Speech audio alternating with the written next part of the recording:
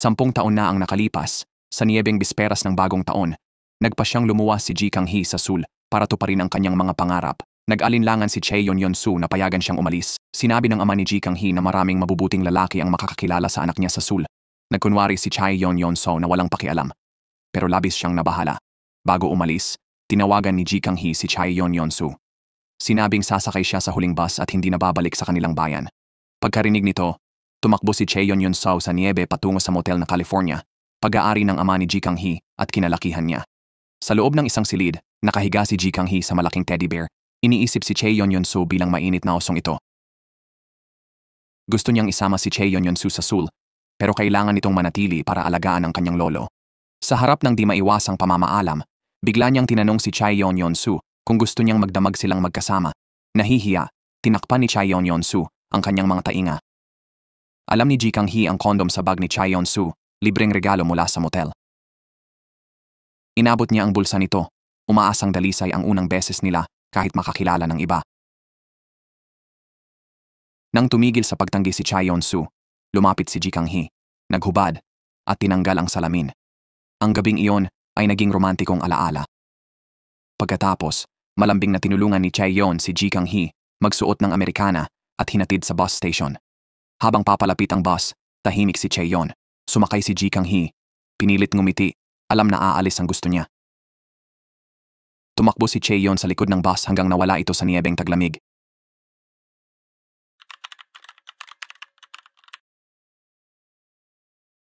Sampung taon ang lumipas sa Seoul. Nahihirapan si Ji Kang-hee, dating interior designer na may pangarap at talento, na antala ang sweldo at napabayaan dahil kulang sa kwalifikasyon. Ngayon, ginugol ni Ji Kang-hee ang kanyang mga araw sa construction site, tinitiis ang pang-aapi, at gumagawa ng hindi angkop na gawain para sa isang designer. Matapos labanan ng isang manggagawa, bigla siyang nagbitiw sa trabaho. Pagkatapos, may babaeng lumapit sa kanya, nag-aalok ng business card. Siya pala ang site supervisor at director sa isang design company. Nabalitaan ni Hwang Jong-gu si Ji Kang-hee at gusto siyang isali sa kumpanya bilang interior designer muli. Nagpa siya si Ji Kang-hee, nasubukan ulit at dinala ang kanyang portfolio sa kumpanya, kung saan kinutiya ng isang designer ang kawalan niya ng formal na edukasyon at tinawag siyang isang magaspang na construction worker lamang, kaya't labis na nalungkot si Ji Kang-hee. Naglakad si Ji Kang-hee sa kalye at nakita niya si Chae Yeon-soo na papalapit. Si Chae Yeon ay katulad pa rin ng dati, maalagat mataba, at ang tingin niya kay Ji Kang-hee ay malambot pa rin. Gayunman, malakas na nagsalita si Ji Kang-hee sa imahinaryong Chae Yeon-soo dahil sa kanyang kapalaluan na kung hindi siya magtatagumpay ngayon, babalik siya sa kanyang bayan. Sa nakalipas na 10 taon, ang hindi makakalimutan ni Ji Kang-hee ay si Chae Yeon-soo. Sa bus pauwi, lagi siyang nakatingin kay Chae Yeon at gustong-gusto niyang ipahinga ang ulo sa balikat nito. Ang pinakamainit na lugar sa mundo para sa kanya. Dahil sa alaala ni Chae Yeon, matapang na nilapitan ni Ji Kang-hee ang mapanlait na designer, tiwala sa kanyang smoky makeup, at nagsalita. Naniwala siyang kinuha siya ni Hwang Jong-gu bilang designer, kahit alam nitong construction worker lang siya. Nagpapatunay sa kanyang halaga. Kumpiyansang nagpakilala si Ji Kang-hee kay Hwang Jong-gu na humanga sa kanyang katapangan. Matapos suriin ang portfolio niya, muling nagpasalamat si Hwang at isinama si Ji Kang-hee para makilala ang department head. Ang boss, isang tradisyonal na tao, minamaliit ang edukasyon ni Ji Kang-hee at pumili ng isang bihasang designer mula sa malaking kumpanya. Ipinagtanggol ni Hwang si Ji Kang-hee at nakumbinsi ang boss na bigyan siya ng maikling internship sa isang villa project. Nagpasalamat si Ji Kang-hee at nangakong gagawin ang lahat para sa pagkakataong ito. Sumama siya sa boss sa villa para planuhin ang disenyo. Walang orihinal na ideya ang boss, gusto lang niyang gamitin ang pinakamahal na materyales para sa mayayaman. Si Ji Kang-hee naman ay seryoso sa proyekto, sinuri ang villa at nakinig sa gusto ng may-ari para sa tamang disenyo. Lubos na nasiyahan ng kliyente. Pero ibinasura ng walang kwentang boss ang kanyang mungkahi, sinabing hindi niya naiintindihan ang mayayaman. Dahil dito, tinanggal si Ji Kang-hee sa proyekto. Si Hwang naman ay humanga sa disenyo ni Ji Kang-hee at nakipagtalo sa boss tungkol dito. Nang marinig ang ulo na minaliit si Hwang, tinanggal ni Ji Kang-hee ang kanyang badge, kinutya ang ulo sa pagkopya, inakusahan ng pagnanakaw ng disenyo at walang prinsipyo. Matapos ilabas ang galit, Nagbitiw si Ji Kang-hee sa trabaho. Hindi sigurado sa kinabukasan. Nakita niya ulit ang imahinasyong Chaeyon Yeon-soo na mainit pa rin, pero malamig na dumaan. Di makaharap matapos iwanan ang lahat para sa Seoul, para lang magulo. Si Chaeyon, laging nangungulila kay Ji Kang-hee, ay nagpapayat at naging gwapo, nagtatrabaho bilang veterinaryo sa bayan. Linggo-linggo, bumibisita siya sa Seoul, umaasang makasalubong ang taong lagi niyang iniisip. 10 taon na ang nakalipas mula nang huling bumisita si Ji Kang-hee sa kanyang bayan, umakausap si Chaeyon Yeon-soo. Hindi tumigil si Chaeyon sa paghahanap sa kanya. Isang araw sa coffee shop, nakita niya ang pamilyar na anyo ni Ji Kang-hee, ang hindi niya makalimutan. Nang umalis si Ji Kang-hee sa coffee shop, sinundan siya ni Chaeyon, pero nawala na siya agad. Nang gabing iyon, habang tinitingnan niya ang malungkot na tagpo ng niebe, naalala ni Ji Kang-hee ang nakaraan. Noong bata pa sila, sinabi ni Ji Kang-hee kay Chaeyon na ang pagkain ng 10 snowflake ay magiging dahilan ng pag-aasawa sa unang pag-ibig. Seryosong kinain ni Chaeyon ang mga niebe, nangangarap na mapangasawa si Ji Kang-hee, ang pinakamalaking pangarap niya sa buhay. 10 taon nang lumipas, kumakain pa rin si Chaeyon ng niebe. Umaasang mapapangasawa ang taong nasa alaala niya. Hindi nagtagal, pumanaw ang lolo ni Chaeyon Yeon-soo. Sa libing, pinag-usapan ng mga kaibigan kung dapat dumalo si Ji Kang-hee. May nagsabing dapat, habang ang iba'y ayaw, para hindi masaktan si Chaeyon. Sa gitna ng kaguluhan, inanunsyo na bumalik na si Ji Kang-hee. Pagkalipas ng 10 taon, bumalik si Ji Kang-hee. Sa pasilyo, nilapitan at niyakap ni Chaeyon ang matagal niyang hinahanap na unang pag-ibig. Halos di nakilala ni Ji Kang-hee ang payat na Chaeyon, gulat at komplikado ang hitsura. Pagkatapos magpaalam sa lolo ni Chaeyon, mabilis umalis si Ji Kang-hee sa burol nang di nakausap si Chaeyon o mga dating kaibigan. Para kay Ji Kang-hee, ang kanyang bayan ay isang lugar na kinamumuhian niya. Pinag-usapan ng matatanda ang kanyang magulang at lahing halo, mga paksang madalas niyang narinig noong bata pa. Sinundan siya ni Chaeyon sa labas, nagmamakaawa na manatili para kumain. Malamig na tumugon si Ji Kang-hee at si Chaeyon na nagtaas ng boses, nalungkot na di siya nakilala. Pagkatapos harapin siya, agad pinagsisihan ni Chaeyon. Natatakot na baka umalis siya dahil sa galit. Mabuti na lang at bumalik si Ji Kang-hee sa burol at nakita ang dating kaibigan. Pero bago sila mag-usap, narinig ni Ji Kang-hee si Kim Hye-eonyol na kinukutya sila bilang mga bigo mula sa pamilyang may motel. Si Ji Kang-hee, na laging nagtatanggol sa mga kaibigan, ay direktang hinarap si Kim, binabalikan ang mga nakaraang pangyayari kasama ang kwento ng pagkabata tungkol sa pagtama ng kidlat kay Kim. Si Kim, na nagpipigil ng emosyon, ay nagtanong tungkol sa trabaho at kita ni Ji Kang-hee. Nagsinungaling si Ji Kang-hee, namigay ng peking business card at nagsabing nagtatrabaho sa isang top company. Sinabi ni Kim na hindi kagila-gilalas ang buhay sa Seoul. Mukhang magara pero talagang miserable. Sumagot si Ji Kang-hee na mas mabuti pa siya kaysa sa taong nagbuntis ng bar girl, tumigil sa pag-aaral at umaasa sa magulang. Galit na naghagis si Kim ng tubig sa mukha niya. Tumugon si Ji Kang-hee sa pamamagitan ng pagbuhos ng sauce noodles sa ulo ni Kim at umalis sa libing ng magulo. Si Chaeyon, ina ni Yeon-soo, ay sinisi si Ji Kang-hee sa pagiging pabigla-bigla at hindi mature. Gayunpaman, ipinagtanggol ni Chaeyon ang babaeng gusto niya at sinisi si Kim Hye-eonyol. Habang bumabagsak ang niebe sa gabi at tinitingnan ni Ji Kang-hee ang motel ng pamilya, nalunod siya sa mga alaala. Sa araw ng pag-alis niya, tumingin siya sa motel. Takot manatili sa bayan at maging malungkot ang buhay tulad nito. Noon, inaliw siya ni Chaeyon Yeon-soo, nangangakong laging nandyan para sa kanya. Para kay Ji Kang-hee, sa kabila ng dilim ng bayan, si Chaeyon Yeon-soo ang tanging liwanag sa buhay niya. Dahil sa masamang pangyayari, hindi na nagtagal si Ji Kang-hee. Umalis siya nang walang paalam at nagmadaling bumalik sa Seoul ng gabing iyon. Nang mabalitaan ang pagbalik ni Ji Kang-hee, nalungkot at namighati si Chaeyon Yeon-soo. Sa Seoul, tumira si Ji Kang-hee sa masikip at madilim na kwarto sa review center, puno ng gamit niya sa nakaraang 10 taon. Kinabukasan, nagising si Ji Kang-hee sa tawag ng may-ari ng villa, si Gum Sok-yung, na nagustuhan ng disenyo at gustong makipagkita.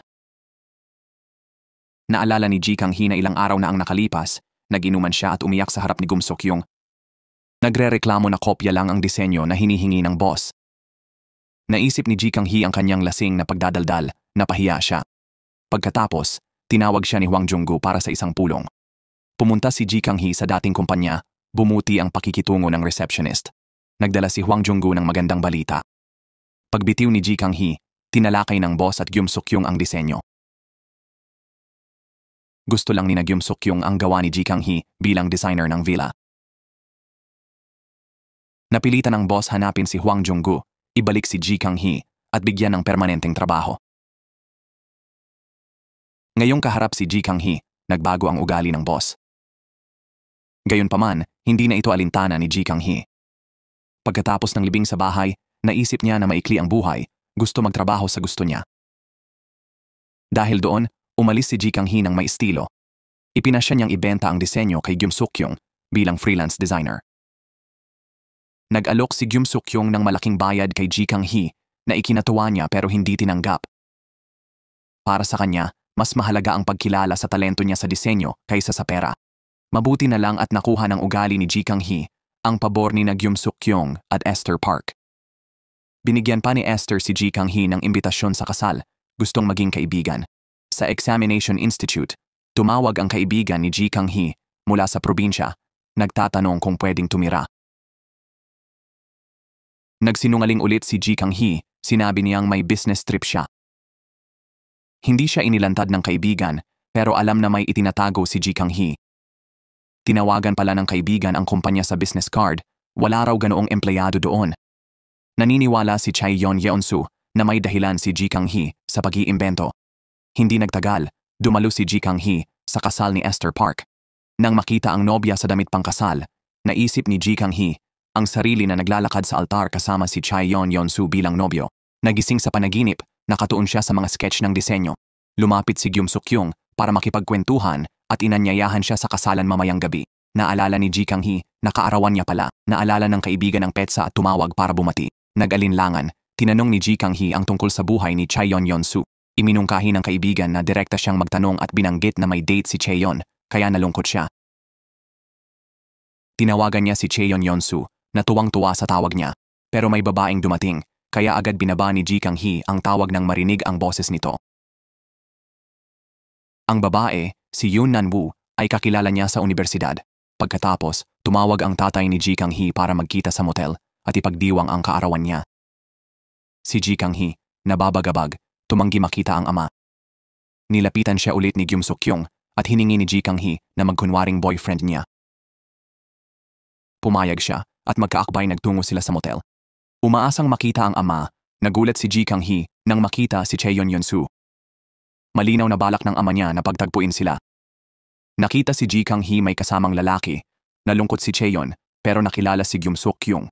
10 taon matapos umalis si Ji Kang-hee, linggo-linggo siyang hinanap ni Chaeyon sa Seoul. Hindi tumigil ang kanyang paghahanap. Sa wakas, nakita ni Chaeyon si Ji Kang-hee sa tindahan, nakikipagtalo sa amo tungkol sa sahod.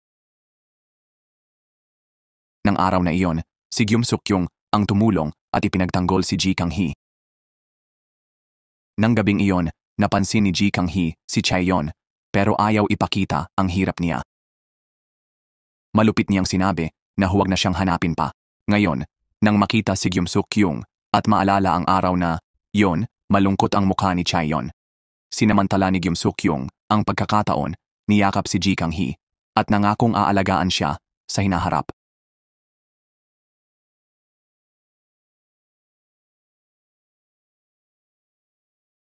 Sampung taon na ang nakalipas nang pumunta si Chaeyon Yeonsu sa Seoul para hanapin si Ji Kang-hee. Napansin niyang puro gwapo at uso ang mga lalaki doon. Nag-alala siyang mapahiya si Ji Kang-hee sa kanyang mataba, kaya nagpasya si Chaeyon Yeonsu na magpapayat. Plano niyang hanapin si Ji Kang-hee kapag payat at kakit-akit na siya. Tinigil ni Chaeyon Yeonsu ang juice at merienda at nag-ehersisyo ng matindi araw-araw. Dahil sa kanyang matinding pagmamahal, nagtagumpay siyang magpapayat. Ngunit ngayon, naramdaman ni Chaeyon Yeonsu ang matinding pagkawala nang makitang magkasama sina Ji Kang-hee at Gyum Suk-kyung. Napansin ni Ji Kang-hee ang mukha ni Chaeyon Yeonsu, kaya agad siyang umalis kasama si Gyum Suk-kyung na talagang interesado sa kanya at iniabot ang kanyang business card. Siya ang tagapagmana ng restaurant at gusto niyang magdisenyo si Ji Kang-hee para sa kanya. Hindi pumayag si Ji Kang-hee, pero bumisita ulit sa inn sa gitna ng bagyo. Hindi pa umalis si Chaeyon Yeonsu. Tulad ng dati, walang pag-aatubiling niyakap ni Ji Kang-hee si Chaeyon Yeonsu. Gumawa si Chaeyon Yeonsu ng mainit na tsaa, handang makipagbalikan kay Ji Kang-hee. Napansin ni Ji Kang-hee ang katas sa mesa, regalo niya noong umalis siya 10 taon na ang nakalipas.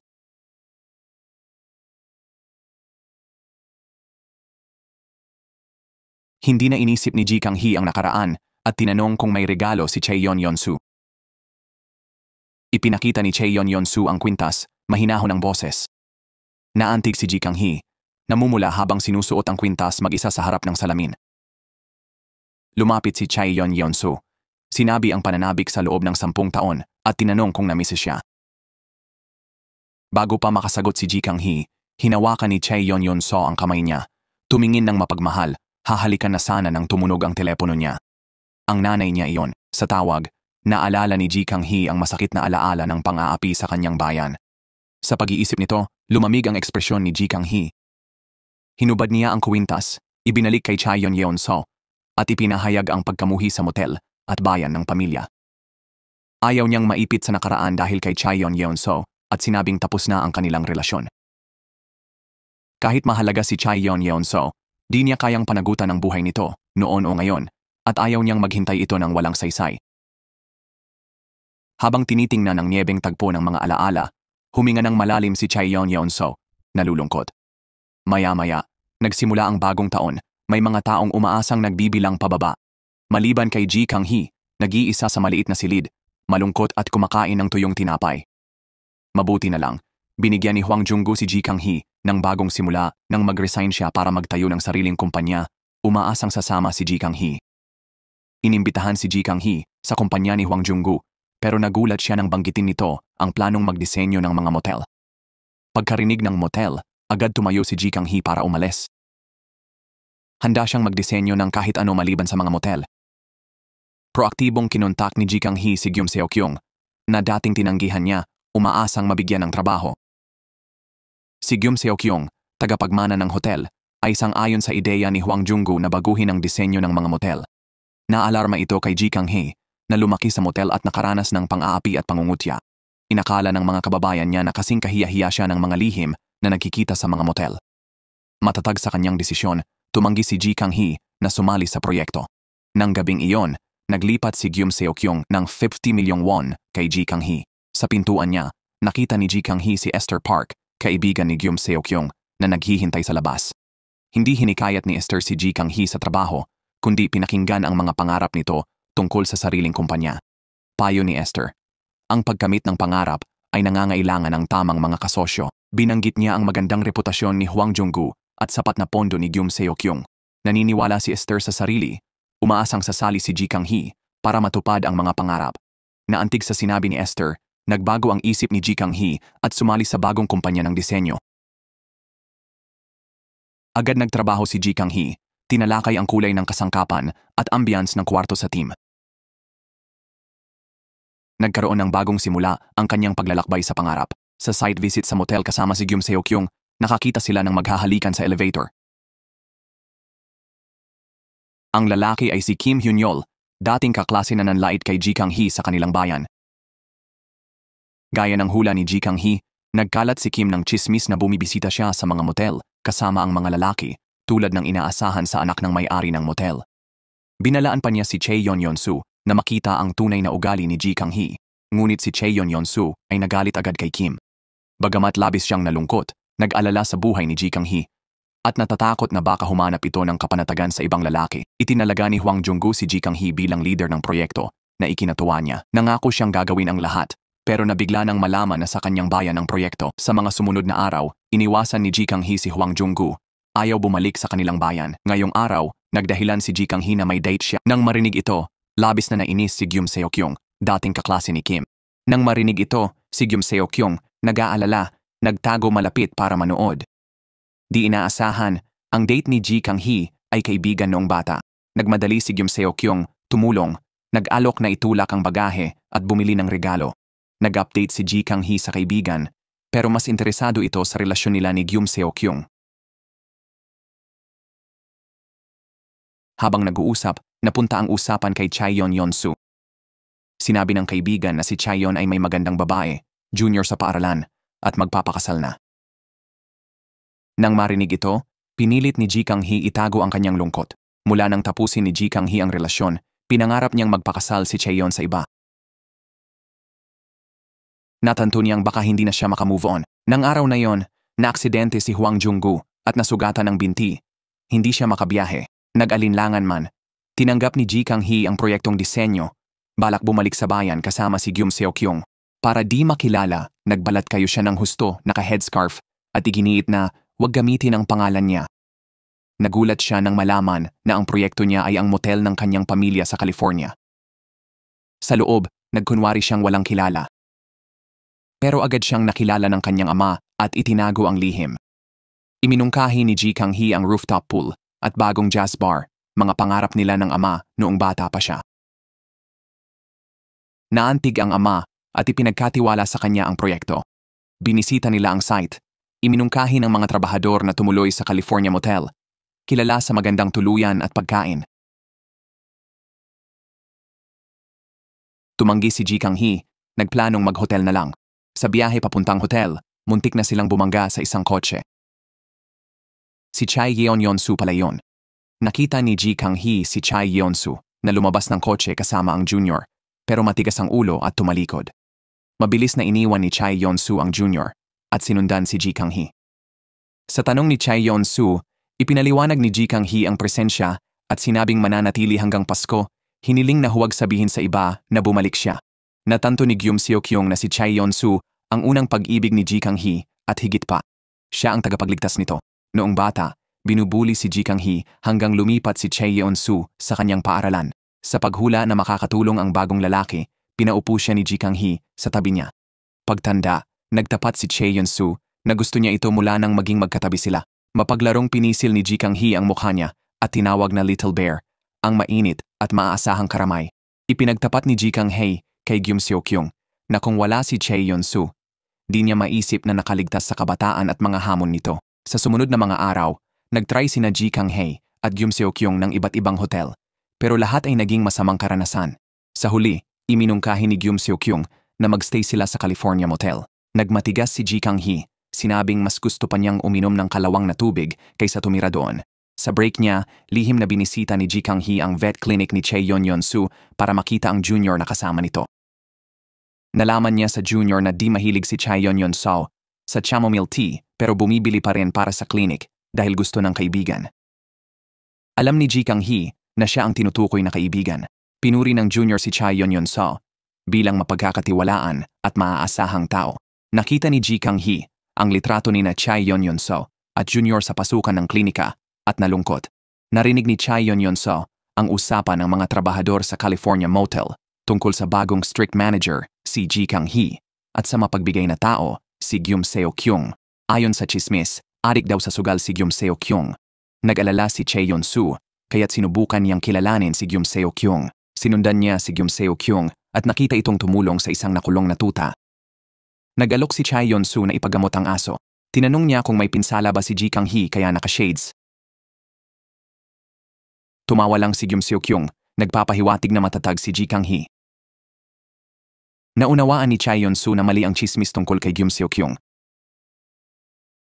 Sa klinika, may nagpakita kay Chai Yeon-su ng video ni Ji Kang-hee na nag-aalaga ng pusa. Nang malaman na dumaan si Ji Kang-hee, tumakbo si Chai Yeon-su sa construction site. Wala roon si Ji Kang-hee at ayaw sabihin ng kaibigan niya kung nasaan ito. Sa oras na yon, nagtago si Ji Kang-hee sa isang karinderya. Umiinom ng todo habang iniisip ang junior na kaakit-akit at kaaya-aya sa lahat ng paraan.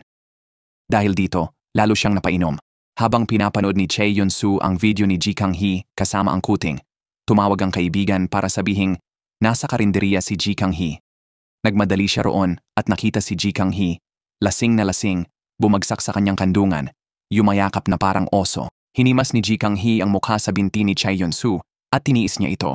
Nang gabing yon, binuhat ni Chai Yeon-su si Ji Kang-hee pabalik sa motel, tinakpan ng kumot, at nanatili nang hinawakan niya ang damit, humihingi na wag umalis. Nanatili si Chai Yeon-su sa tabi niya buong gabi, inaalala ang kanilang nakaraan sa inn. Nang dumilat si Ji Kang-hee, lasing pa rin, pinisil niya ang mukha ni Chai Yeon-su at tinanong bakit sinira ang pangako, bakit pumayat, at bakit naghanap ng ibang babae.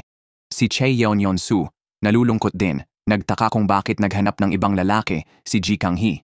Hindi nakita ni Jom Sok-yung si Ji Kang-hee sa site, kaya nag-report siya sa pulis na nawawala ito. Nag-post ang pulis sa group chat at nalaman na may lalaking nagdala kay Ji Kang-hee sa motel. Nag-alala si Jom Sok-yung, kaya dali-daling pumunta sa motel at hiningi na ibigay si Ji Kang-hee. Sa loob, sumigaw si Jom Sok-yung kay Ji Kang-hee pero ipinaliwanag ni Chae Yeon-so ang sitwasyon. Ang motel pala ay tahanan ni Ji Kang-hee at ang lalaking naroon ay ang kanyang ama. Kinabukasan, nagising si Ji Kang-hee at nakitang nakaupo si Jom Sok-yung sa pinto magdamag. Sabay silang bumaba para mag-almusal. Nang umalis ang lahat, nakausap ni Ji Kang-hee ang dalawang kaibigan tungkol sa mga pagbabago sa motel. Naunawaan ni Jom Sok-yung kung bakit nagbago ang isip ni Ji Kang-hee na pumunta, gusto niyang makita ang kasintahan ni Chae Yeon-soo. Gayunman, binalaan ni Jom Sok-yung si Ji Kang-hee na huwag lumampas sa mga hangganan. Pagkatapos ng trabaho, bumisita sila sa ospital para makita ang tuta na nasugatan kahapon. Ngunit ang isip ni Ji Kang-hee ay puno ng imahe ni Chae Yeon-soo na mapagmahal sa Junior. Pauwi, sinabi ni Jom Sok-yung na bagay sina Chae Yeon-soo at Junior na ikinainis ni Ji Kang-hee. Pumunta siyang mag-isa sa tindahan ng ice cream, pero nakita niya sina Chae Yeon-soo at Junior na masayang bumibili. Bigla na lang nagtago si Ji Kang-hee, naalala ang masasayang panahon nila ni Chae Yeon-soo noon. Nadama ang pagkakaiba ng noon at ngayon, umalis siya, umupo mag-isa, umiyak, at pinagalitan si Chae Yeon-soo. Sa sandaling iyon, lumapit si Chae Yeon-soo. Si Ji Kang-hee, naluluha, tumingin sa kanya.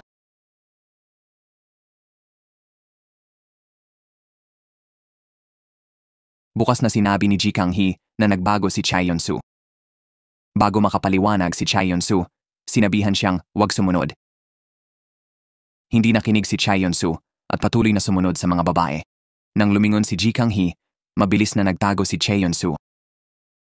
Hindi nakita si Chae Yeon-soo, nadama ni Ji Kang-hee ang kawalan.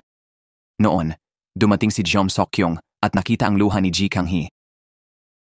Isinuot ni Jom Sok-yung ang kanyang limited edition na salamin. Si Chae Yeon-soo, nagtatago sa dilim, mukhang malungkot. Sa motel, iniwan ni Chae Yeon-soo ang ice cream para kay Ji Kang-hee. Sa kwarto, kinausap ni Chae Yeon-soo ang pusa tungkol kay Ji Kang-hee. Pero ngayon, tila iba na ang sitwasyon. Paglabas, may nagdala ng damit na may pangalan ni Ji Kang-hee para sa kanya. Ngayong gabi, nagho-host ang mga kaibigan ng welcome party para kay Ji Kang-hee sa rooftop. Maya-maya, sa rooftop, naghanda ang mga kaibigan ng sorpresa, naglatag ng pulang karpet, at mainit na sinalubong si Ji Kang-hee. Pagkakita sa mga dating kaibigan mula sa kanyang bayan, naalala ni Ji Kang-hee ang nakaraan. Si Ji Kang-hee, parang pamilya, ay walang pasubaling ipinagtanggol si Chae Yeon-soo sa mga nangbuli. Si Chae Yeon-soo ay laging matapang na ginagawa ang mga ipinagagawa ni Ji Kang-hee. Nang mahulog ang tinapay niya, ibinahagi ni Ji Kang-hee at mga kaibigan ang kanilang tinapay sa kanya.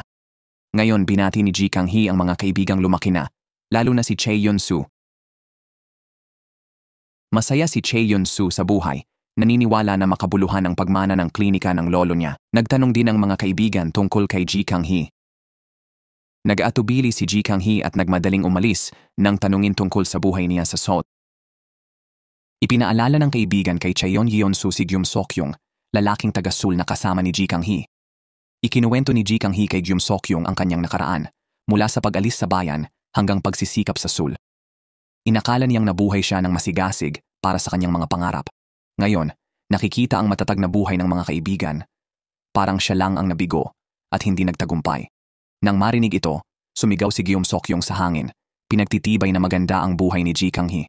Kinabukasan, tumawag ang Junior kay Chae Yeon-soo, hiniling na pumunta sa bayan para gamutin ang mga baka. Hindi pa nakakapaggamot ng malalaking hayop ang Junior at nag-aalala. Nakita ni Ji Kang-hee ang pagkataranta nito, kaya bigla siyang nagmaneho papunta roon. Ang walang karanasang Junior ay nagpabalisa sa may-ari ng baka. Mabuti na lang at dumating si Chae Yeon-soo kalaunan. Sa loob ng rancho, maayos na nagtrabaho sina Chae Yeon-soo at Junior, pero mas nalito si Ji Kang-hee. Sa daan pabalik, nakakita si Ji Kang-hee ng karatula ng Hanwoo, pista ng Korean beef, at biglang nag-alala. Kapag nagsimula ang pista, isasara ang mga kalsada, hindi makakarating ang mga mixer sa site, at maantala ang proyekto. Naisip ito ni Ji Kang-hee kaya hindi niya napigilan ang pagsigaw. Gustong-gusto nang umalis at bumalik sa Seoul. Narinig ito ni Chaeyon Yonsu. Sa pamamagitan ng kaibigan, nalaman ni na Chaeyon Yonsu ang mga alalahanin ni Ji Kang-hee. Para matulungan siya, iminungkahi ni Chaeyon na ilipat ang pista, nangangakong libreng serbisyo sa mga baka ng mga taga-baryo. Matapos makuha ang pagsang-ayon, pinuntahan niya ang bawat may-ari ng rancho para kumbinsihin. Hindi alam ni Ji Kang-hee ang mga ginagawa ni Chaeyon Yonsu. Pagdating sa isang rancho, sinubukan ni Ji Kang-hee na kumbinsihin ang dating kakilala na ilipat ang pista. Ang may-ari na umapi kay Ji Kang-hee at sa yumaong ina nito ay sinisi siya sa kalagayan ng ama at inakusahan pa ng pagkamatay ng ina at lola. Para gumanti sa masakit na salita ng may-ari, minsan ay ikinulong siya ni Ji Kang-hee sa storage room bilang biro. Nagtataglay pa rin ng galit ang lalaki at hiningi na magpaluhod si Ji Kang-hee para humingi ng tawad. Si Chaeyon Yonsu, na nakatago malapit, ay lumabas para ipagtanggol siya. Ayaw ni Ji Kang-hee ng tulong ni Chaeyon Yonsu dahil nagbabalik ang masakit na alaala kapag naiisip siya. Sa likod ng eksena, sinuportahan din ni Gyum Seok-kyung si Ji Kang-hee. Kasama si Gyum Seok-kyung, nakipag-usap si Chaeyon Yonsu sa pulis para sa trapiko at tumulong mag-post ng abiso sa pagbabago ng venue. Nagpasalamat si Ji Kang-hee kay Gyum Seok-kyung at pumayag na sumama sa kanya sa festival. Sa festival, sinamahan ng junior ni Chaeyon Yonsu, ang ina nito, na pinuri siya sa harap ni Ji Kang-hee. Nagkomento ang mga taga-baryo na ang junior at si Chaeyon Yonsu ay perpektong magkatugma. Pinilit ni Ji Kang-hee ngumiti at binati si Chaeyon Yonsu at ang kanyang ina. Binati ng ina ni Chaeyon si Ji Kang-hee, akala'y si Gyum Seok-kyung ang nobyo niya. Lilinaw sana ni Gyum Seok, pero hinila siya ni Ji Kang-hee at sinabing magkunwari muna. Ngumiti si Gyum Seok at tumanggi, may sarili raw siyang mga kondisyon. Pagtapos ng pista, hinintay ni Chaeyon si Ji para ipaliwanag ang tungkol sa junior. Pero nauna si Ji, ibinahagi ang kanyang impresyon sa kanyang bayan. Nang lumapit ang lasing na junior, umalis si Ji at pinag-isipan ang kawalang-alala nito. Naisip ni Ji na mas bagay ang junior kay Chaeyon kaysa sa kanya. Tinanggihan na ni Chaeyon ang hiling ng junior na huminto sa pagtatrabaho sa klinika. Alam ng junior ang dahilan ay dahil sa chismis sa barangay, pero wala siyang pakialam, iniisip na dahilan ito para hindi pumunta sa mga arranged date. Kung lumala ang chismis, handa siyang makipagrelasyon talaga. Sa dulo ng pista, hinanap ng nanay ni Chaeyon Yonsu ang asawa, pero nakita itong masyado malapit sa ibang babae. Tumugon siya sa pag-flip ng mesa at pagsaway sa babaeng nanliligaw sa kanyang asawa. Gumanti ang asawa sa pamamagitan ng pagsaway sa kanyang misis. Sa gitna ng gulo, nanood ang mga taga-baryo. Nakialam ang tatay ni Ji Kang-hee para awatin ang away. Pamilyar na eksena ito kay Ji Kang-hee. Nakakita na siya ng ganito sa kanilang motel. Nalungkot, bumalik si Ji Kang-hee sa motel. Sa front desk, may naiwan siyang ice cream. Alam niyang galing kay Chaeyon Yonsu. Naisip si Kang-hee si Chaeyon, kaya pumunta siya sa motel. Doon, nakita niya mga larawan noong bata pa sila at teddy bear, na bigay ng tatay niya 10 taon na ang nakalipas. Bago umalis ng Seoul, 10 taon na ang nakaraan. Sinabi ni Kang-hee kay Chaeyon na ibenta ang oso at kalimutan siya. Naisip ni Kang-hee na baka hindi nagbago ang nararamdaman ni Chaeyon.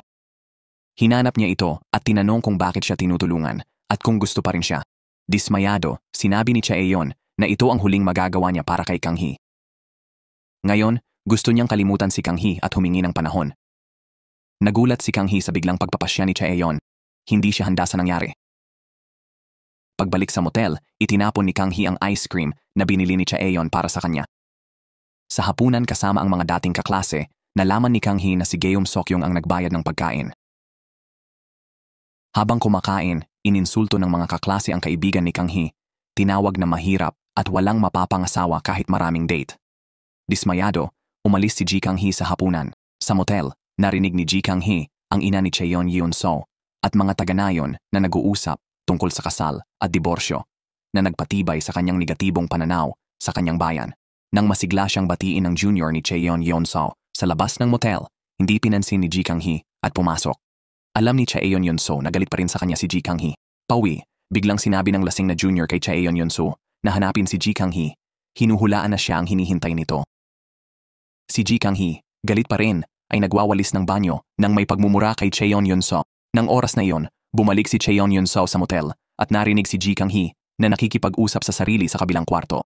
Nagtago siya sa pinto para makinig, ngunit naputol ng pagdating ng tauhan sa front desk. Hating gabi na, patuloy pa rin ang pagsasalita ni Ji Kang-hee. Inakala ni Cheon Yun-so na may kausap itong nobyo, na ikinainis niya at nagdulot ng kakaibang panaginip. Sa panaginip, yakap ni Ji Kang-hee si Geom Sok-yung, tinatawag siyang asawa, at sinasabing kay Junior, si Chaeyon Yonso. Nakipag-away pa si Geom Sok-yung kay Chaeyon Yonso dahil kay Ji Kang-hee. Kahit kakaiba ang panaginip, pinatunayan nitong hindi makalimutan ni Cheon Yonso si Ji Kang-hee. Kinaumagahan, ibinalik ni Ji Kang-hee ang credit card ni Geom Sok-yung at hiniling na huwag nang gumastos para sa kanya. Nag-atubili si Geom Sok-yung dahil dati niyang hiniling na maging tunay na kasintahan hanggang matapos ang konstruksyon. Ngayon, gusto niyang makipag-date kay Ji Kang-hee, pero umalis ito nang walang sagot. Sa motel, nakita ni Ji Kang-hee ang sulat ng lolo ni Chaeyon Yun-so na mahalaga sa kanya bilang pamilya rin. Ang sulat ay puno ng pagmamahal at pagpapala na ikinulong niya matapos basahin. Maya-maya, bumisita siya sa klinika ng veterinaryo para makita si Cheon Yun-so at ang junior, usisa sa pamilya nito at kung lumaki ba sa mapagmahal na tahanan. Kinumpirma ito ni Cheon Yun-so. Naintindihan ang ibig sabihin ni Ji Kang-hee at pumayag na makipunta sa puntod ng kanyang lolo kasama siya. Sa paglubog ng araw sa tabi ng puntod, ipinahayag ni Cheon Yun-so ang damdamin. Sinabing kaya niyang tiisin lahat maliban sa nararamdaman para kay Ji Kang-hee. Pagkatapos magbigay galang, iniabot ni Ji Kang-hee kay Cheon Yun-so ang kahon ng magkaparehong singsing na pag-aari ng kanyang lolo na ipinagkatiwala sa kanya para ibigay sa magiging nobya ni Cheon Yun-so. Umaasang mabait ito at lumaki sa mapagmahal na pamilya. Inamin ni Ji Kang-hee na dahilan lang ang proyektong konstruksyon. Ang tunay na layunin ay makilala ang nobya ni Cheon Yun-so para makita kung pasado sa pamantayan ng lolo. Nang makilala ang junior, naisip ni Ji Kang-hee na mas bagay ito kay Cheon Yun-so kaysa sa kanya na laging nalulungkot. Tumalikod si Ji Kang-hee para umalis, iniisip na doon na magtatapos ang kanilang tadhana. Si Cheon Yun-so, nalungkot sa sinabi nito, ay agad sumunod at niyakap siya mula sa likod, humihingi ng tawad. Naunawaan na niya ngayon ang kirot at paghihirap nito sa loob. Ang yakap na ito ang nagdala sa kanila na umupo ng magkatabi sa tabi ng ilog. Sinabi ni Ji Kang-hee na bahagi ng sinabi ng kanyang lolo ang dahilan kung bakit niya itinulak palayo si Cheon Yun-so. Bigla, itinapon ni Cheon Yun-so ang mga singsing sa ilog. Nagpanik si Ji Kang-hee at sumugod sa tubig para kunin ang mga ito. Para matupad ang huling hiling ng lolo, sumunod si Cheon Yun-so para kumbinsihin siya. Nawalan ng balanse si Ji Kang-hee at nahulog sa mga bisig niya. Nagkatinginan sila. Tapos mapaglarong itinulak ni Ji Kang-hee si Cheon Yun-so sa ilog. Nabasa silang dalawa, pabalik. Isinuot ni Cheon Yun-so ang kanyang Amerikana kay Ji Kang-hee at nilinaw ang mga chismis tungkol sa kanya at sa junior. Lumabas na ang lahat ng chismis ay usap-usapan lang pala sa baryo. Sa motel, ngumiti si Ji Kang-hee. Inalala ang sinabi ni Cheon Yun-so tungkol sa paglilinaw ng mga chismis. Samantala, tiningnan ni Cheon Yun-so ang lumang larawan nila ni Ji Kang-hee. Ginagaya ang ngiti niya sa litrato. Kinabukasan nagulat si Ji Kang-hee nang makita si Hwang Jong-gu sa nayon, humihingi ng pagkikita sa lalaking ang ama niya pala. Tinuring ni Hwang Jong-gu ang ama niya bilang magiliw na ginoo. Nalaman din ni Ji Kang-hee kay Hwang Jong-gu na tumulong siya sa pagbili ng osong laruan na ibinigay ng ama niya. Nang marinig ito, nagmadali si Ji Kang-hee pabalik sa motel, balak itapon ang oso. Sa harap ni Cheon Yun-so, inilahad ni Ji Kang-hee ang maraming hinanakit niya sa ama. Noong bata si Ji Kang-hee, nawala ang kapatid sa sinapupunan dahil sa stress ng ina, habang abala ang ama sa ibang babae. Mula noon, tinawag na ni Ji Kang-hee ang ama sa pangalan, kinamuhian, at itinuring na babaero. Inihayag din ni Ji Kang-hee kay Cheon Yun-so na ang babaeng kasama ng ama niya, ng gabing iyon, ay ang ina ni Cheon Yun-so. Hindi mapapatawad ni Ji Kang-hee ang kanyang ama o ang ina ni Cheon Yun-so. Sabi niya, magkakasama lang sila ni Cheon Yun-so kung bibitiwan niya ang kanyang ina. Nanatiling tahimik si Cheon Yun-so at hindi sumagot. Pagkatapos nito, nagplano si Ji Kang-hee na bumalik sa Seoul. Umalingaw-ngaw ang yapak niya sa pasilyo, pero di inabutan ni Cheon Yun-so ang pinto. Sa huli, umalis si Ji Kang-hee, iniwan ang lugar ng mga alaala at poot. Sa Seoul, naramdaman ni Ji Kang-hee ang matagal nang naiwan na kalayaan, pero kahit anong gawin, lagi niyang nababanggit ang pangalan ni Cheon Yun-so. Si Cheon Yun-so rin, laging malungkot, pag nakikita ang mga litrato nila ni Ji Kang-hee. Si Kim Seok-kyung sa motel, sinadyang sagutin ang tawag ni Ji Kang-hee, nagkunwaring masaya. Sa pribado, sinuri ni Chae Yeon-soo ang social media ni Kim Seok-kyung at in-zoom ang mga litrato ni Ji Kang-hee. Nag-aalala pa rin sa kanilang relasyon. Sa Seoul, naging abala si Ji Kang-hee sa mga pulong. Nilapitan siya ni Esther Park para pag-usapan ang mga solong pakikipagsapalaran ni Kim Seok-kyung sa probinsya. Kahit malayo, alam ni Esther Park ang lahat ng nangyari kay Kim Seok-kyung sa baryo. Namangha si Ji Kang-hee dito. Ipinaliwanag ni Esther na magkaibigan sila ni Kim Seok-kyung mula pagkabata at kumpara sa pag-ibig, mas tumatagal ang pagkakaibigan. Pagkarinig nito, bumalik si Ji Kang-hee sa kanyang bayan, pumunta sa motel para makita si Chae Yeon-soo at naisip na kung di siya makakalimot, maging kaibigan na lang sila. Naglabas si Ji Kang-hee ng ice cream para ibahagi kay Chae Yeon-soo bilang magkaibigan. Maya-maya, pumasok si Chae Yeon-soo sa kwarto ni Ji Kang-hee at kumain ng ice cream. Reklamo ni Ji Kang-hee na uubusin ni Chae Yeon-soo pero bigla siyang hinalikan nito. Ayaw niya maging magkaibigan lang. Pagkatapos ng mainit na halik, hindi na tumutol si Ji Kang-hee. Dumating ang tatay ni Ji Kang-hee sa labas, may dala-dalang inumin. Nagmadaling itinago ni Ji Kang-hee si Chae Yeon-soo at inayos ang kama. Habang nagsasalita ang tatay niya, dumating si Kim Seok-kyung.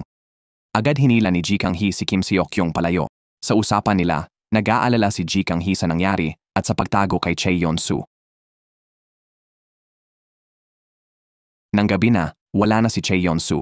Nalungkot si Ji Kang-hee, hindi sigurado sa kanila. Si Chae Yeon-soo naman ay iniisip din si Ji Kang-hee, naaalala ang kanilang halik. Maya-maya, tinawag siya ni Ji Kang-hee para magkita sa bubong ng motel. Doon, tinanong ni Chae Yeon-soo kung talagang kaya nilang maging magkaibigan lang. Si Ji Kang-hee, matigas pa rin, sinabing, dapat nang wakasan ang kanilang relasyon. Si Chae Yeon-soo, nasugatan ang puso, bigla ring sumang-ayong tapusin na ito.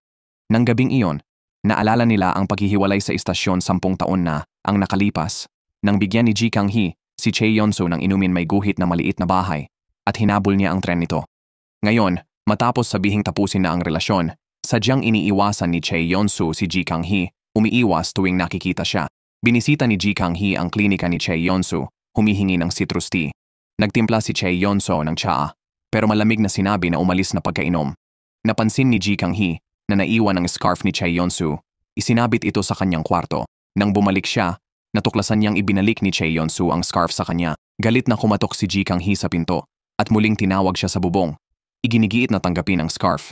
Kung hindi ay hindi sila maaaring maging magkaibigan. Medyo naiinis, sinabi ni Chae Yeon-soo kay Ji Kang-hee na ibigay na lang ang scarf sa kanyang nobyo. Kinabukasan, sinabi ng junior kay Ji Kang-hee sa construction site na may dumating na asno sa ospital at humingi ng tulong para gumawa ng silungan para dito.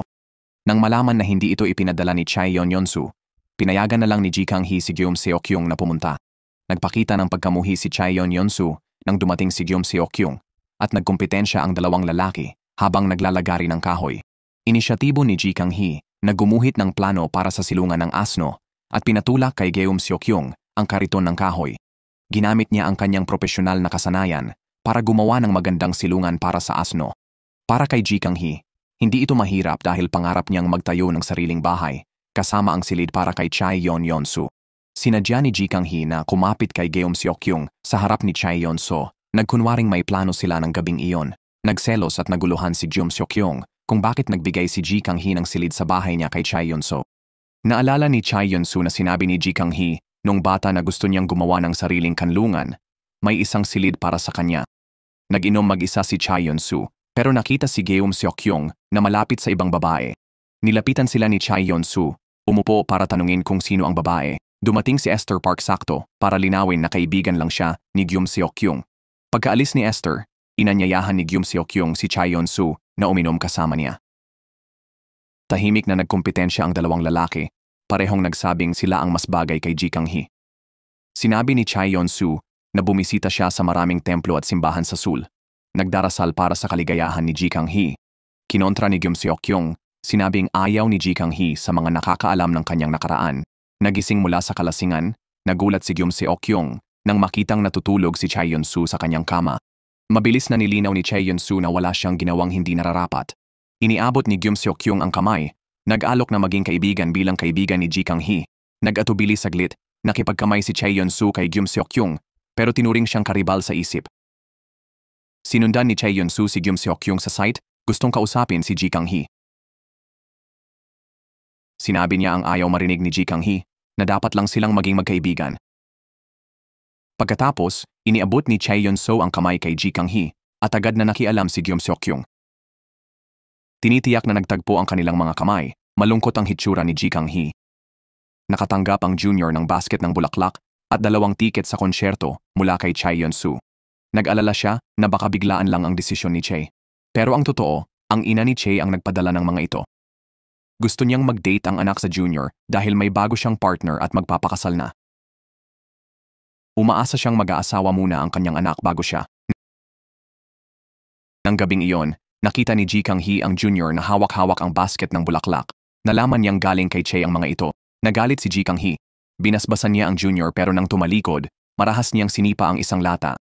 Sa pasukan ng motel, may kaibigan sa nayon na nagbigay kay Ji Kang-hee ng bulaklak para sa kanyang best friend na hindi nagpakita. Nalungkot ang kaibigan at sinabi kay Ji Kang-hee na gawin niya ang gusto niya sa mga bulaklak. Bigla, nakita ni Chae si Ji Kang-hee na may hawak na bulaklak. Nalungkot ang kanyang ekspresyon. Sinumbatan ni Ji Kang-hee si Chae Yeon-soo na di siya binibilhan ng bulaklak, pero agad sinabi na wag na magpadala para di mainis ang junior. Kinabukasan, nang tumigil ang proyekto, nagpasya si Ji Kang-hee na bumalik sa Seoul. Pagsakay sa bus, nagulat siya nang makita si Chae Yeon-soo na nakasakay din, nakaupo pa sa tabi niya. Ipinaliwanag ni Chae Yeon-soo na may asikasuhin lang siya sa Seoul at tinanong si Ji Kang-hee tungkol sa buhay niya roon. Naalala ni Ji Kang-hee ang panahon sa Examination Institute, inilarawan ang Seoul na parang tinapay na walang lasa. Sa bus, inaantok si Ji Kang-hee, kaya hinila siya ni Chae Yeon-soo sa manggas para makatulog sa balikat niya. Pagbaba, dinala ni Ji Kang-hee si Chae Yeon-soo sa subway, pero mas pamilyar pala si Chae sa mga paglipat kaysa sa kanya. Pagkatapos, kumain silang dalawa bilang magkaibigan. Bilang magkaibigan, tinulungan ni Chae Yeon-soo si Ji Kang-hee sa pirila at isda. Pumili rin si Ji Kang-hee ng isda at inialok kay Chae Yeon-soo. Pagkakain, niyaya ni Ji Kang-hee si Chae Yeon-soo sa bahay niya sa Seoul. Hinimas ni Chae Yeon-soo ang ulo niya at niyakap, kinikilala ang pagsisikap. Doon, hindi napigil ni Ji Kang-hee ang damdamin at hahalikan sana si Chae Yeon-soo.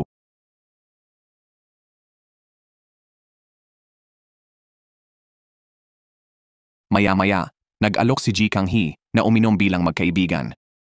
Sa tindahan, nakita ni Ji Kang-hee ang kondom kaya nahiya siya. Tumawag si Chae Yeon-soo para tanungin kung may nabili na para sa gabi. Kumuha si Ji Kang-hee ng isang kahon ng kondom. Pagbalik nalaman na ang tinutukoy pala ni Chae Yeon-soo ay bombilyang kailangang palitan. Nakitang walang dala si Ji Kang-hee, kaya pumunta si Chae Yeon-soo sa tindahan at tumingin din ng kondom. Sa bahay pinalitan ni Chae Yeon-soo ang bombilya habang nakatitig si Ji Kang-hee sa kanyang kakit-akit na leeg. Pumasok si Chae Yeon-soo sa banyo at pinaalalahanan ang sarili sa salamin na magkaibigan lang sila. Nang uminom sila, patuloy na lumalapit si Chae Yeon-soo kay Ji Kang-hee na umiwas at nagdahilan na pupunta ng banyo. Pagbalik niya matapos magpabango, natagpuan niya si Chae Yeon-soo na nakatulog na sa kalasingan. Kinabukasan ginising ni Ji Kang-hee si Chae Yeon-soo na nagreklamo sa mabilis niyang pagkakatulog kagabi. Pagkalabas ng bahay, nakasalubong nila si Gyum Seok-kyung. Nagseselos at nagtataka bakit si Chae Yeon-soo ay nasa bahay ni Ji Kang-hee. Pinaghihinalaan pang magkasama silang natulog. Tinukso siya ni Chae Yeon-soo pero agad na nagpaliwanag si Ji Kang-hee. Naiinis pa rin si Gyum Seok-kyung. Pagkatapos mag-almusal, sumakay si Ji Kang-hee ng bus ng mag-isa. Pero tinapik ni Chae Yeon-soo ang bintana, hinila siya at nagalok na magsama pa sila sa Seoul. Sa kanilang bayan, nag-alala ang ina ni Chae Yeon-soo nang mabalitaan na hindi dadalo ang anak sa pagtatanghal at tumakbo sa construction site para lang malaman na si Ji Kang-hee ay nasa Seoul din. Ito mismo ang pinakakatatakutan niya. Sa Seoul, ipinakita ni Ji Kang-hee kay Chae Yeon-soo ang Examination Institute kung saan siya unang tumira. Humiga sila sa maliit na kama doon, muntik nang mahulog si Ji Kang-hee. Pero nasalo siya ni Chae Yeon-soo sa tamang oras. nakasiksik sa makitid na kama. Magkayakap sila hanggang kumatok ang may-ari, kaya agad nilang pinigil ang umuusbong na pagnanasa.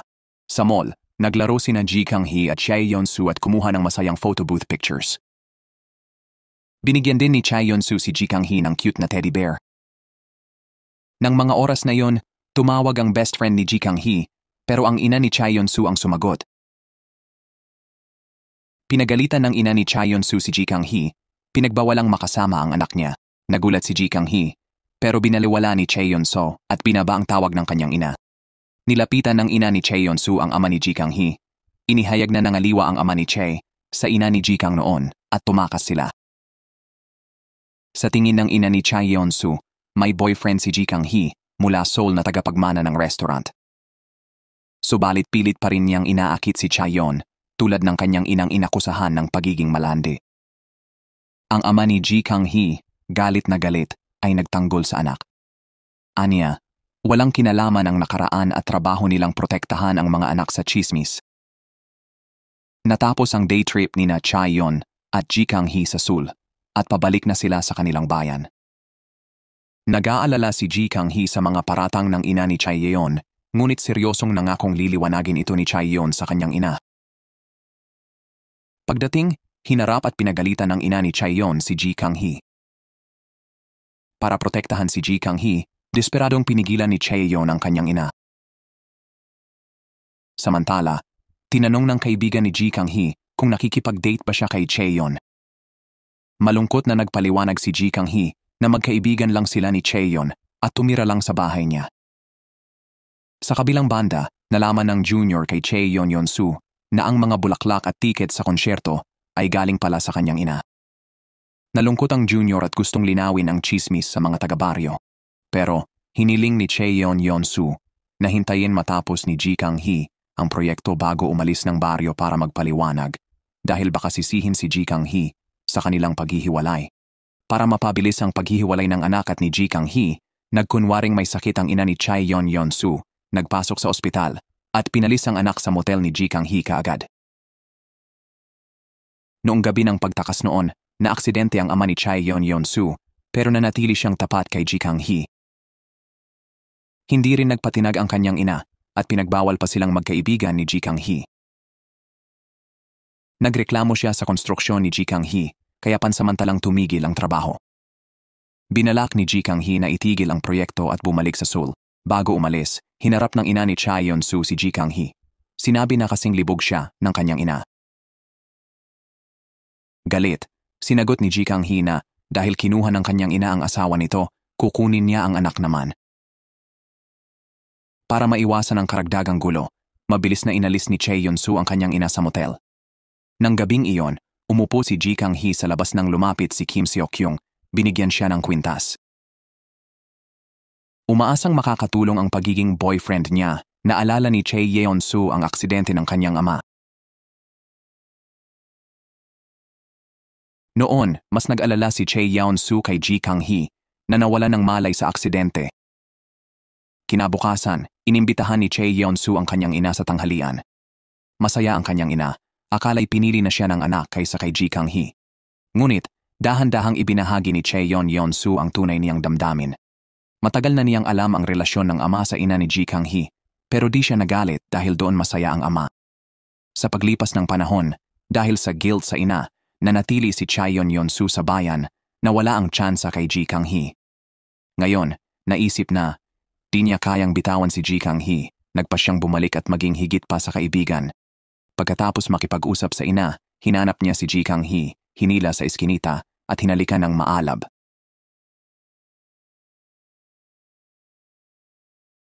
Pero sa motel, naalala ni Ji Kang-hee ang kwintas na bigay ni Jum Seok-kyung, umaasang maging boyfriend bago matapos ang project.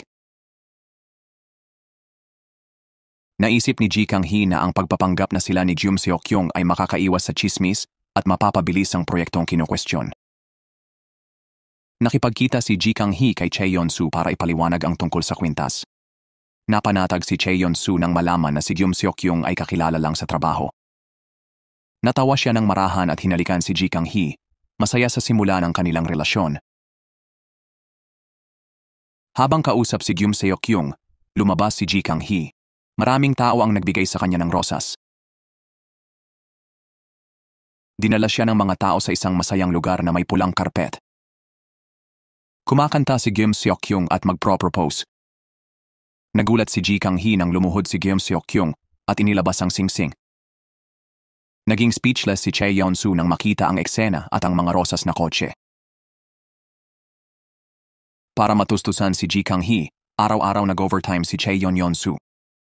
Nang gabing iyon, nakipagkita si Chae Yeon-soo kay Kim Seok-kyung at inamin ang nararamdaman niya para kay Ji Kang-hee.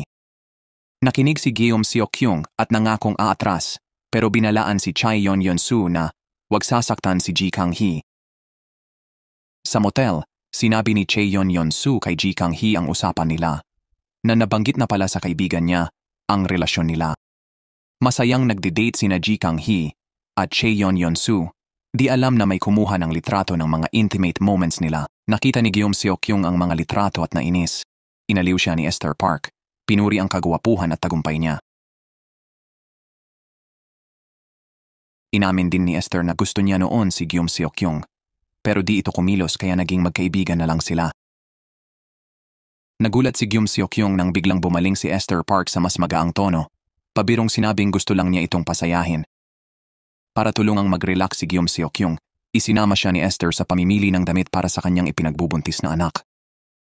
Habang namimili, nakita ni Kim Seok-kyung ang asawa ni Esther na malapit sa ibang babae. Agad niyang sinuntok ang lalaki hanggang ipaliwanag ni Esther na pinsan lang pala ng asawa niya ang babae. Tahimik ding binalaan ng asawa ni Esther si Kim Seok-kyung na huwag masyadong lumapit sa kanyang misis. Samantala sa probinsya, may nagsabi kay Chae Yeon-soo na galit na galit ang nanay niya at ilang araw nang hindi kumakain. Sinubukan ni Chae Yeon-soo na tawagan siya pero hindi niya sinasagot ang telepono. Para mapapayag ang anak, nagtago ang nanay ni Chae Yeon-soo sa isang templo pero hindi pinansin ni Chae Yeon-soo ang ginagawa ng nanay niya at nagpatuloy sa pakikipag-date kay Ji Kang-hee. Nang umagang iyon, nagluto si Chae Yeon-soo ng masarap na almusal para kay Ji Kang-hee at nag-alok na mag-holding hands sila sa publiko. Pumayag si Ji Kang-hee. Nang araw na iyon, pumunta sila sa tindahan para pumili ng singsing. Nag-withdraw si Chae Yeon-soo mula sa kanyang ipon para bumili ng mamahaling singsing para kay Ji Kang-hee. Pero alam niyang hindi mayaman si Chae Yeon-soo, kaya pumili si Ji Kang-hee ng mas murang singsing na maganda ang disenyo. Pagkabili ng abot kayang singsing,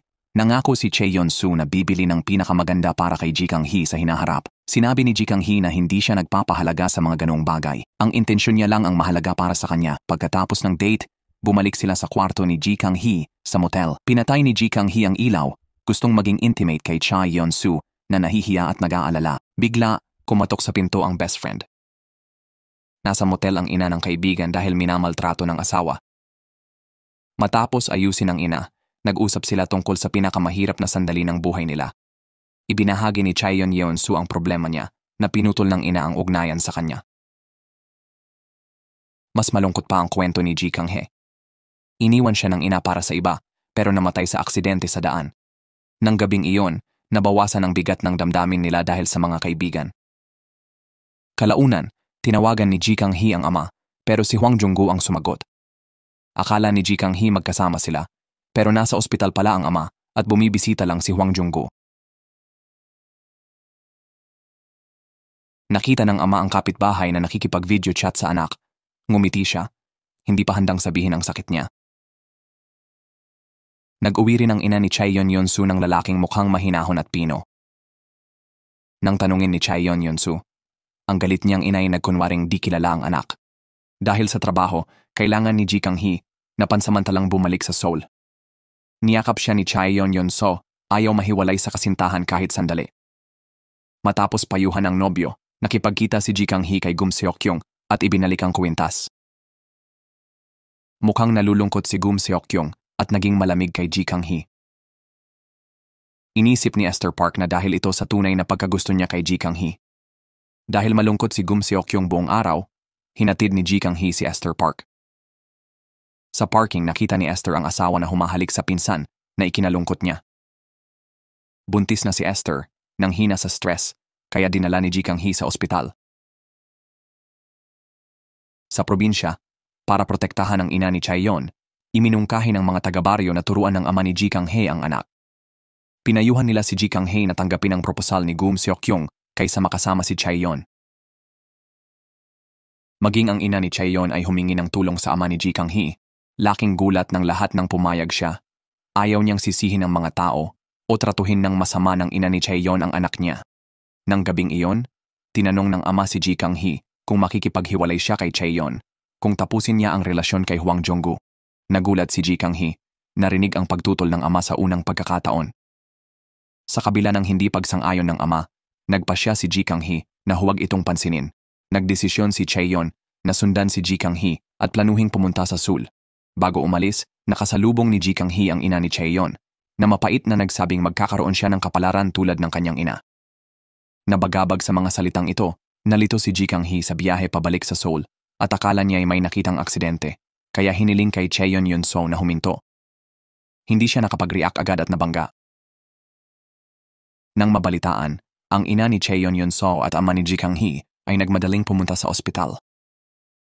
Mabuti na lang at hindi malubha ang mga sugat ni Chaeyon Yun-so at Ji Kang-hee. Pagkagising ni Ji Kang-hee, dinala siya ng ama pabalik sa motel at nagbantay buong gabi. Tinanong ni Ji Kang-hee tungkol sa aksidente ng kanyang ina, bakit hindi kasama ang kanyang ama. Ang ama, na may guilt, sinabing iyon ang pinakanakakapagsisihan niyang araw. Nang gabing iyon, balak ng ina ni Ji Kang-hee na umalis ng Korea kasama ang asawa patungong California. Nang hindi dumating ang asawa, siya'y nakipagtanan sa ama ni Chaeyon Yun-so na naging dahilan ng trahedya. Sina Chaeyon, Yun-so at Ji Kang-hee nakatago sa kotse ng ama. Nakita ang aksidente at ang kanilang mga magulang na nalugmok sa dugo. Ngunit di alam ni Ji Kang-hee na hindi dumating ang ama dahil nangolekta ito ng utang. Naloko siya at nawala ang pera para sa pangarap ng kanyang asawa. Matapos makipag-away sa may utang, nakulong ang ama ni Ji Kang-hee at hindi nakadalo sa meeting. Ngayon, habang iniisip ang nakaraan, lumabas si Ji Kang-hee sa motel at tumakbo sa lugar ng aksidente ng ina. Mga alaala ng trahedyang sadyang itinago at kinalimutan ay muling bumabalik. Kinabukasan, nang mabalitaang tumakbo si Ji Kang-hee, agad siyang hinanap ni Chaeyon Yun-so. Nang mahanap, mahigpit niyang niyakap ang minamahal na kasintahan, takot na mawala ito balang araw. Sa Seoul, pinuna ni Ji Kang-hee si Guillaume Seok-kyung dahil sa mga pagkakamali sa trabaho. Natanto ni Ji Kang-hee na ang mga pagkakamali ni Guillaume Seok-kyung ay dahil kay Esther Park, hindi sa nabigong panukala. Natuklasan ni Guillaume Seok-kyung sa pag-iimbestiga na ang pinsan ni Esther ay live-in girlfriend pala ng asawa nito. Nag-alala si Guillaume Seok-kyung na baka hindi makayanan ni Esther ang katotohanan tungkol sa pagtataksil ng nobyo. Nang malaman mula kay Ji Kang-hee na alam na ni Esther ang totoo, lalo pang nag-alala si Guillaume Seok-kyung. Sa kanyang bahay, nagsimulang maglinis si Ji Kang-hee at may nakitang teddy bear sa ilalim ng sofa. Nang abutin niya ito, nag-trigger ang eksena sa kanyang huling nakatagong alaala. Sa isang malabong pananaw, tila nakita ni Ji Kang-hee ang kanyang batang sarili. Sa sandaling iyon, bumalik sa kanya ang lahat ng masakit na alaala sa nakaraan. Noon, nang hindi dumating ang asawa niya para pumuntang California, dinala siya ng nanay niya pabalik sa motel. Dahil sa takot na mag-isa umalis ang ina, itinali ni Ji Kang-hee ang sinulid sa paa ng ina at sa sariling bukong-bukong. Pagising kinaumagahan, maluwag na ang sinulid. Nang makita ang ina at ama ni Chaeyon Yun-so na may relasyon, tinakpan ni Ji Kang-hee ang exhaust ng kotse, sanhi ng aksidente. Hindi makayanan ang nangyari, tumakbo si Ji Kang-hee ng gabing iyon at natagpuan ni Chaeyon Yun-so. Sa matinding pagkabigla, nawala ng malay si Ji Kang-hee at nakalimutan ang kanyang ginawa. Sa motel ng bayan, nakita ni Ji Kang-hee ang ama na tumutugtog ng gitara ng malungkot. Napansin ang pagkabalisa ng anak, lumapit ang ama ng may taos-pusong pagsisisi. Lalo pang nabagabag si Ji Kang-hee, hindi alam kung patatawarin ang ama o sarili sa aksidente ng ina. Bago bumalik sa Seoul, nakausap ni Ji Kang-hee ang ina ni Chaeyon Yun-so. Dahil sa aksidente ni Ji Kang-hee, nakaramdam ng guilt ang nanay ni Chaeyon Yun-so. Akala niya sumpa niya ang dahilan. Nung nagkita sila, balak mag-sorry ng nanay ni Chaeyon Yun-so. Pero si Ji Kang-hee ang unang yumuko at humingi ng tawad sa inaalala niya. Tapat si Ji Kang-hee, wala na yung dating katigasan ng ulo niya. Bago umalis sa bayan, si Chaeyon Yun-so ang huling nakita ni Ji Kang-hee. Siya ang unang nagsalita, inamin ang pagmamahal niya. Umiiyak, inamin ni Ji Kang-hee na di sinasadyang namatay ang nanay niya at tatay ni Choi dahil sa laruan sa exhaust.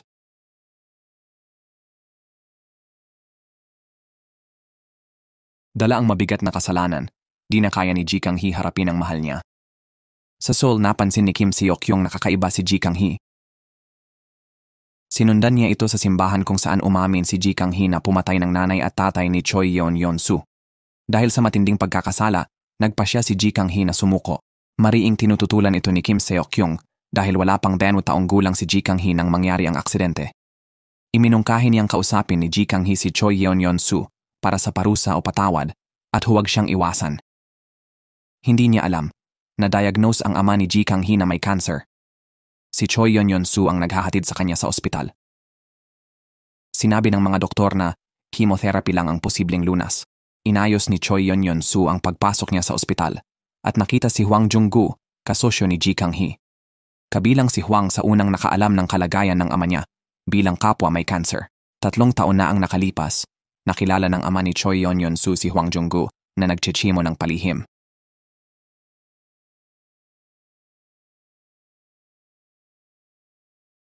Kamakailan, inihayag ng ama ni Ji Kang-hee na ayaw na niyang magpa-chemotherapy.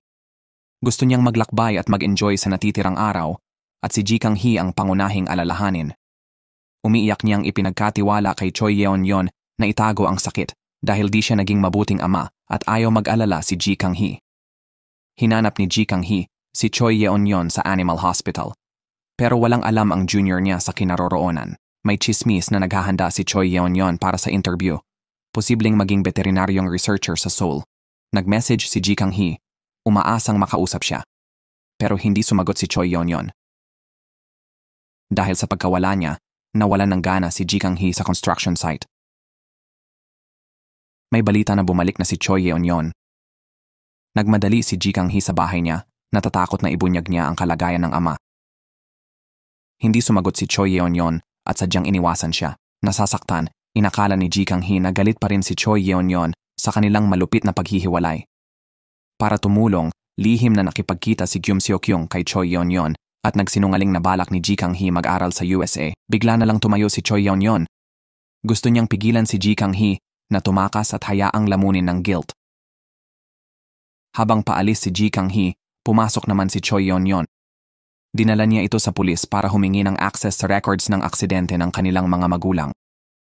Ginawa ito ni Choi Yeon-soo para tulungan si Ji Kang-hee harapin ang katotohanan.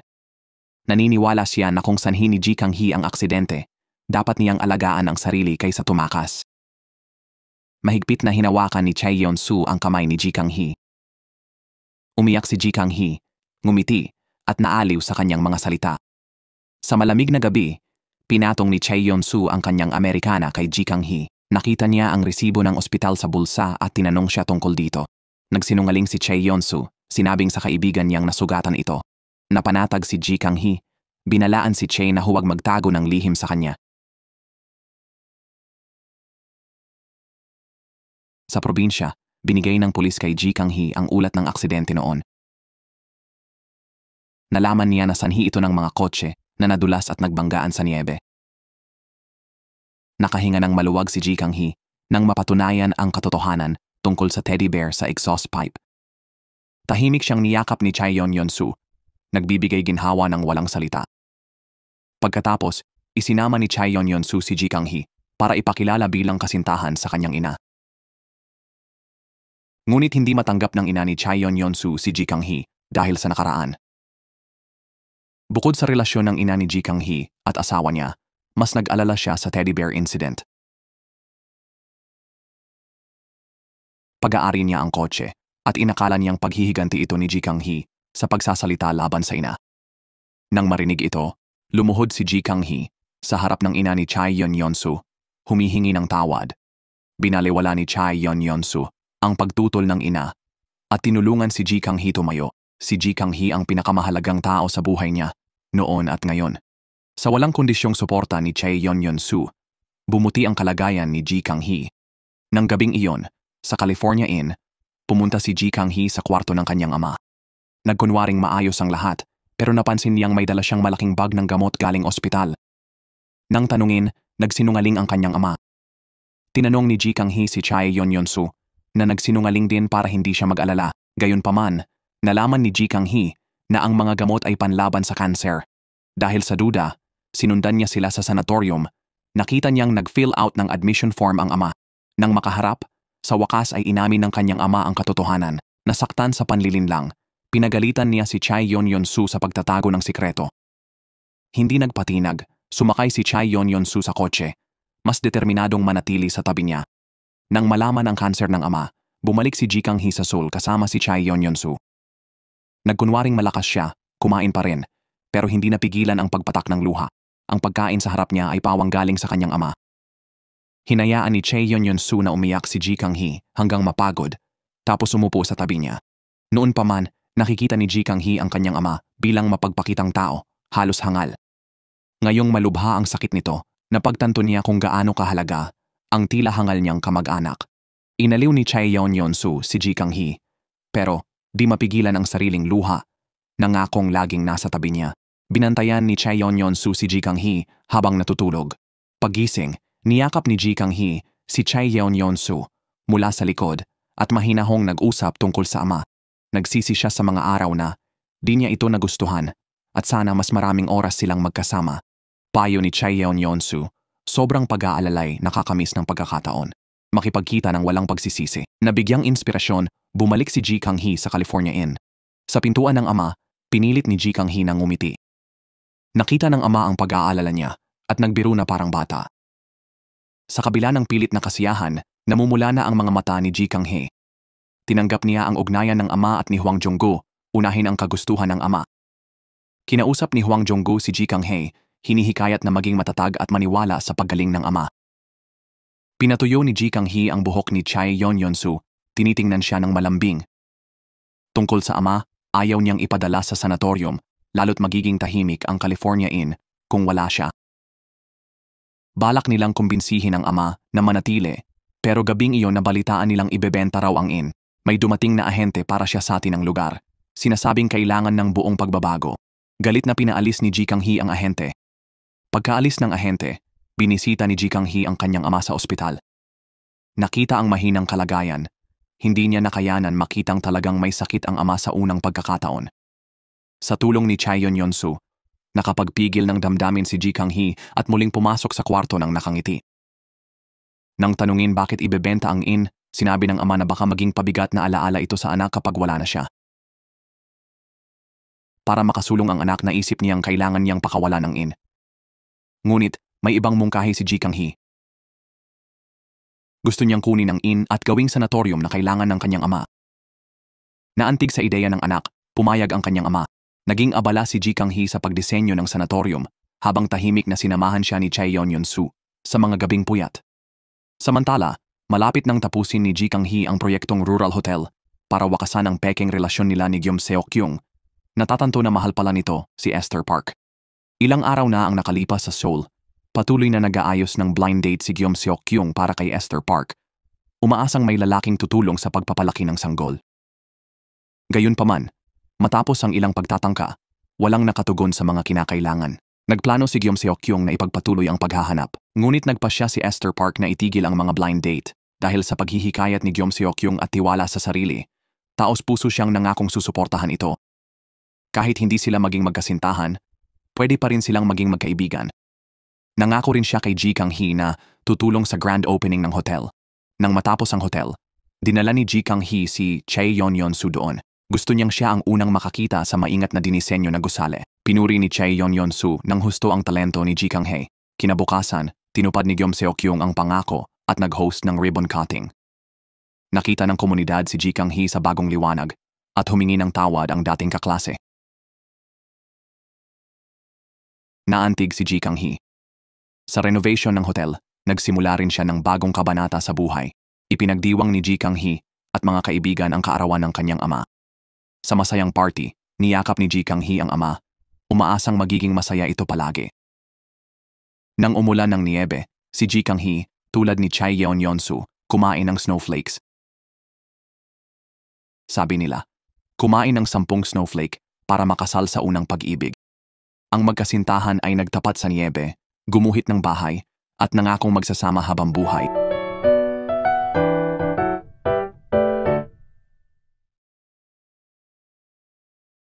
Sa huling episode ng 2025 K-drama, bumalik si Kang Hee sa Motel California matapos malaman na si Chunpil ay may cancer. Kinagabihan, nang bisitahin siya ni Yeonsu para aluin, nahulog si Kang Hee sa emosyon at nag-alala tungkol sa hinaharap na wala si Chunpil. Sa sobrang pagkabigo, nakiusap siya kay Yeonsu na manatili sa kanyang tabi magpakailanman. Kinabukasan, dinala ni Yeonsu si Kang Hee sa terrace ng Hana Hotel upang makipagkita sa mga dating mangbubuli sa kanya, kabilang si Hyunyol at Jin-a. Humingi sila ng tawad kay Kang Hee at nag-alok na mag-donate para sa proyekto niyang bahay ampunan. Sa mga susunod na araw, abala si Kang Hee sa pagpaplano ng bahay ampunan habang si Yeonsu naman ay inaalagaan siya at dinala siya sa mga date upang balikan ang mga alaala nila. Dumating ang Pasko at masaya nilang ipinagdiwang ito kasama si Chunpil na bumalik sa Motel California matapos ang chemotherapy. Ipinagdiwang din nila ang kaarawan ni Chunpil na pareho ang araw ng Pasko at nagpapasalamat. Siya sa kanilang hindi pagpapabaya sa Motel California. Sa gabing iyon, tinanaw ni Kang Hee ang unang snow ng taon kasama si Yeonsu. Sabi nila, kapag kinain mo ang unang snow 10 beses, makakasama mo ang unang pag-ibig mo. Pabirong sabi ni Yeonsu. Masaya si Kang Hee at tumakbo upang gawin iyon. Bago magtapos ang episode, makikita si Kang Hee at Yeonsu na magkasama sa snow. Hindi ako aalis, mananatili akong malapit sa'yo. Mahal kita, sabi ni Kang Hee at ikinoconfess sa wakas ang nararamdaman. Nagpalitan sila ng sweet na halik at sumagot si Yeonsu, mahal din kita